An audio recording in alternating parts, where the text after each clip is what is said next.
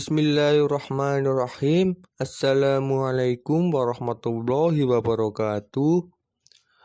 Apa kabar sahabatku semua? Semoga sehat selalu ya. Perkenalkan, nama saya Rendra Rahayu dari kelas 1 KPIB. Di sini saya ingin sedikit membahas terkait dengan materi komunikasi kelompok dan organisasi. Yang pertama, pengertian kelompok. Kelompok merupakan sekumpulan dengan jumlah anggota yang relatif kecil, sehingga tiap anggota bisa berkomunikasi dengan mudah, baik sebagai sumber maupun penerima pesan.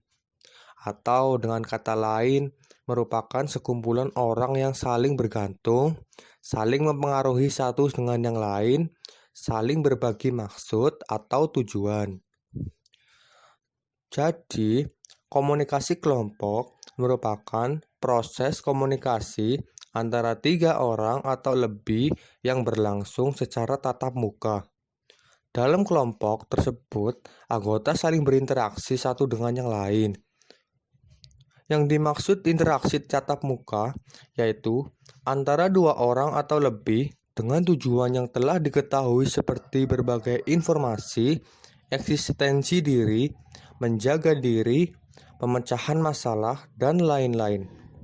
Yang mana tiap-tiap anggota saling mengenal karakteristiknya masing-masing. Yang selanjutnya, mengapa orang bergabung dengan kelompok? Yang pertama adalah karena adanya daya tarik anggota kelompok atau kesamaan fisik, sikap, dan sosial. Dan yang selanjutnya adalah karena adanya daya tarik kegiatan dan tujuan kelompok. Daya tarik manfaat menjadi anggota tertentu atau pribadi, sosial, simbolik, pekerjaan, atau keuntungan ekonomi. Contohnya adalah kelompok pengajian, kelompok pencinta alam, kelompok ilmiah, kelompok pencinta barang antik, dan lain-lain. Dan yang selanjutnya adalah norma mudah diterima apabila yang pertama, anggota kelompok menginginkan keanggotaan yang kontinu. Dan yang kedua, pentingnya keanggotaan kelompok. Dan yang ketiga, kelompok bersifat kohesif. Maksudnya adalah anggota yang berhubungan erat terikat satu dengan yang lain. Dan yang keempat, saling bergantung dalam memenuhi kebutuhan masing-masing.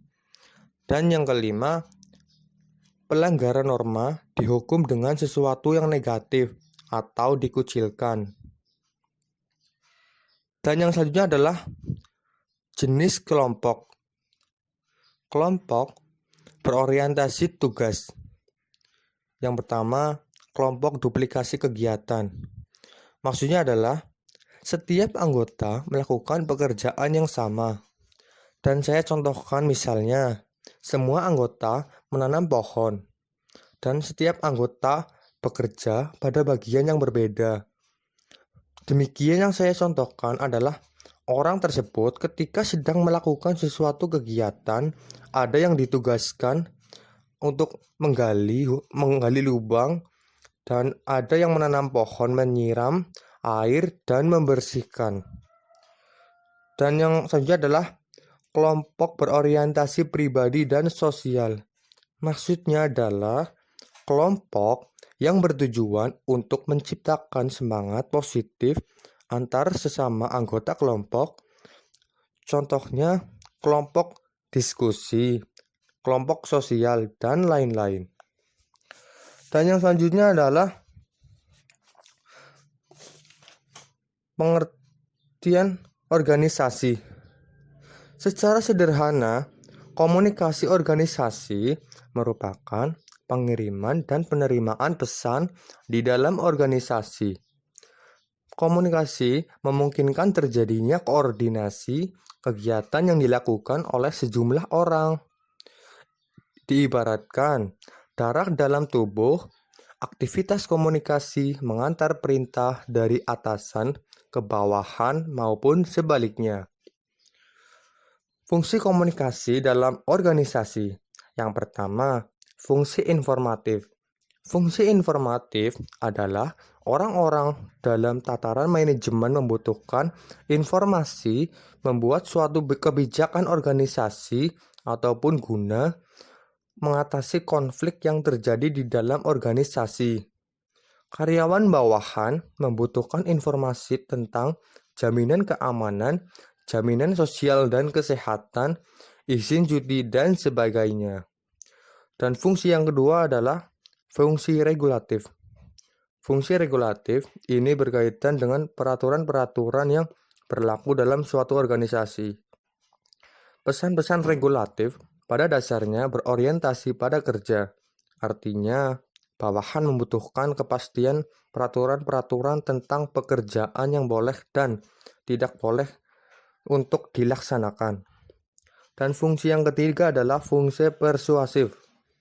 Dalam mengatur suatu organisasi, kekuasaan dan kewenangan tidak akan selalu membawa hasil sesuai dengan yang diharapkan. Maka banyak pimpinan yang lebih suku untuk mempersuasikan bawahannya daripada memberi perintah. Sebab pekerjaan yang dilakukan secara sukarela oleh karyawan akan menghasilkan kepedulian yang lebih besar dibanding kalau pimpinan sering memperhatikan kekuasaan dan kewenangannya. Dan fungsi yang terakhir adalah fungsi integritas. Setiap organisasi berusaha untuk menyatukan karyawan agar dalam menjalankan tugasnya berjalan dengan baik. Media integritas tersebut berupa newsletter, buletin, pertandingan olahraga, dan kegiatan dharma wisata. Sekian dari saya. Apabila ada kesalahan, mohon dimaafkan. Bila taufik wal hidayah, wassalamualaikum warahmatullahi wabarakatuh.